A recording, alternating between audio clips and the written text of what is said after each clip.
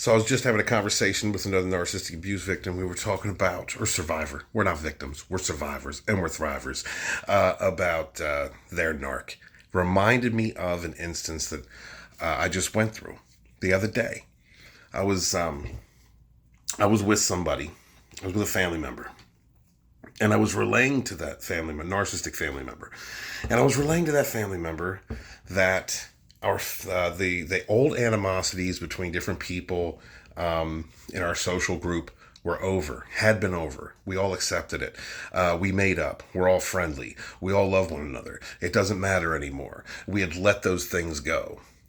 And that narcissistic person smiled, drove off, and then started a fight with another family member. A huge fight. When I talked to that person later, they said that the fight was started because of something I had done. When I talked to the family member that they fought with, that family member told me that it wasn't me. The other person that started the fight, had nothing to do with me, and that's when it clicked in my head. Oh, that was a narcissist being a narcissist. See, narcissists are cowards. They're straight cowards. If they are in a position where they have to own up to something, or they hear something like other people are doing well, or people have made up from fights, nobody's fighting anymore, or there's just something that irritates them because they love conflict, healing has taken place. That narc will take it out on somebody else. They will go take it out on a family member. They'll go take it out on one of their supplies. If you stand up to a narc and they're in a position like a male narc, because male narcs are cowards. Let's just say like a real man steps to a narcissist man, and that narcissist dude has to kowtow, has to not, just back up, back down, because they're cowards. We all know narc dudes, right? They take it in the butt and they beat up women. This is what they do. But when a real man approaches them, they can't handle that. They will absolutely hold that in, be so mad that they had to back down because their grandiosity demands that they're the best things in sliced bread, right? And they will go and take it out on another supply. They will go take it out on another person. They will hold on to that. When you make a narcissist hold them accountable for something and they have to own up to something, they are going to hate you for it. They're going to wait and sit for the perfect time to stab you, to hurt you, to get you in the cut, to lie to you, to smear campaign you to somebody else, to destroy an opportunity. That's what they do because these narcs are cowards. Don't let the movies fool you when it comes to these psychopaths and these narcs, all right? They are not tough. They are not badasses.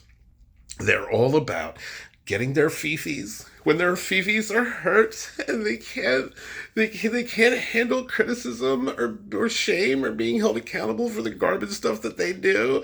They're going to take it out on you without you knowing it.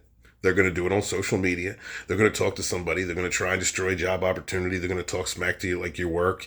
They're going to try and go after your social group. They're going to try a lot. In the cut. It's always in the cut, and it's always covert. They're never coming straight at you. They're never coming up the gut unless they feel like they're in a position of power. That's why these male narcs are abusive to women. That's why they hit women. It's why they tie them up and drug them and abandon them and treat them the way that they do. Because these male narcs out here are complete wussies, total wussies. I don't care if they're malignant or not. They're wussies. That when you step to a narcissist or a cluster B and they do not expect you to stand up, they get scared. They don't know how to handle that. It's the same reason why you get the grand discard when you finally had enough of their crap, and you can see right through them and know who they are, and their words and their games ain't doing nothing to you because you could see them for exactly the garbage people that they are. That's why they initiate the grand discard, to get as much negative fuel, as much heinous craziness as they can create one last time before they scoot off and run. That's when they ghost you. That's when they have to ghost you because they can't get no more supply out of you. Narc women, cowards. Narc men, cowards. That's why they do what they do. That's why they have to gather flying monkeys. It's why they gotta. It's why they gotta come after your reputation. It's why they gotta attack you in the cut.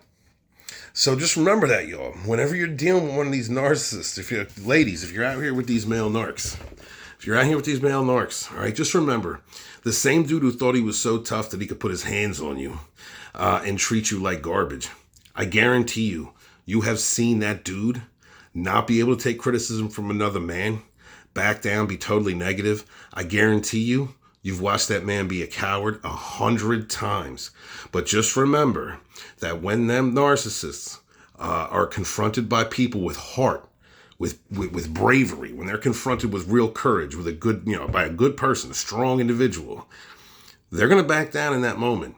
But they are absolutely going to try and stab you at some later time or take that out on someone else because they are emotionally unregulated toddlers. These are the worst of the worst, the weak of the weak. My love to y'all. Be good to each other and suffer no fools. Cowards.